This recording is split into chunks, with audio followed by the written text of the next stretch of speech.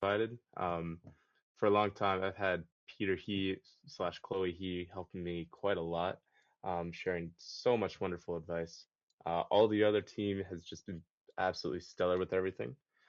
But I would say, yeah, outside of teens and AI too, the mentors are still very available. They still give you a lot of direction, guidance, everything you need to know to be able to learn from their mistakes or prevent mistakes from happening, which is awesome.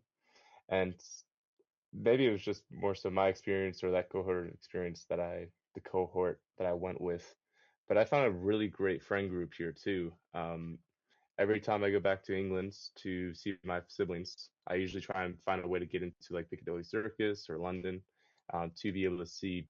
I think last time I was there, we saw like 10 other ex cohort, um, of teens in AI. So it's super cool being able to see that if you guys are all doing this in person, you're all together, or eventually find a way to come together. Um, you get to grow a lot of friendships. I would recommend creating like a group chat, a large chat, say, hey, we're building this, we're building that. Share ideas, share resources, and do all that good stuff. Um, Teens and AI will, I'm not sure if they would directly serve that for you, but it's cool to be responsible for making that happen. And you'll see years down the road that'll still be bearing fruit. We all talk once every few months. We all share ideas, status in life, where we're going, and we all again help each other succeed.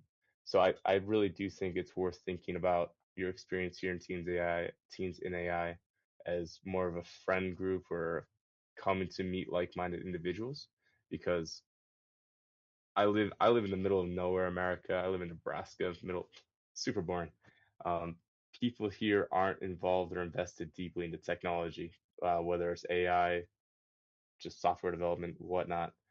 It's very difficult for me to find people who are very interested in this sort of work. And so that's, I think,